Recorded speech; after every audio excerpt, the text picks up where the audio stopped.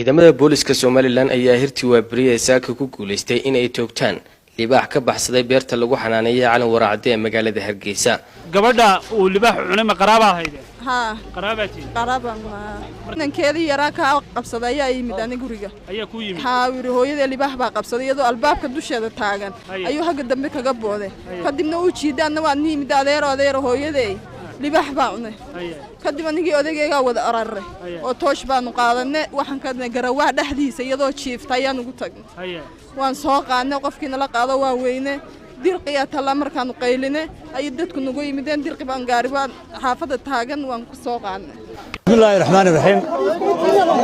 xalay todobadii barkii markay ahayd baan loo soo sheegay baalkaas inuu soo dhacay gabadhna wax yeelay muddo 7 mirir gudahooda ayaan ku soo gaarnay goobtii ilaa xalay toowan ku jiray baadidoonkiisa insha Allah ta'ala taliya ciidan kula waajibkii buu nasiiyay ciidannimo raadiyana uu ka sheegay idaacada shantii barkii subaxnimo ayaanu baalkii helay inkastoo deena soo hujuumay haddana waanu ka xoog roonaanay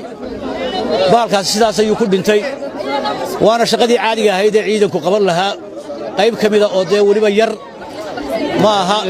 wax weyn ma aha waa baal xayawaan oo soo dhacay oo shacabku ka badbaadinay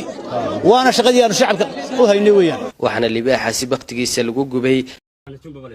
jumbo منبا awalin كي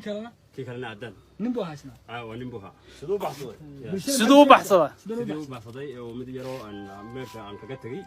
ayaa hilibka isleeyay oo marka la iyaarayay albaabka ka furay uu jiro banaanka soo boday haye marka hadii saasan baa iyo soo baxay marka arintaas waa maqnaashaha ku dhacday Soomaa saasan baa ku dhacday marka insha Allah jumbo adigu dadka maxaad sheegaysaa jumbo ninka dhiibeyga maramesh sidoo kale wajigiisa caadi lagu soo noqdaa ka qaadan soo dib soo baxad inigu intii muriyaashi xaq asan dib soo baxina ka qaatay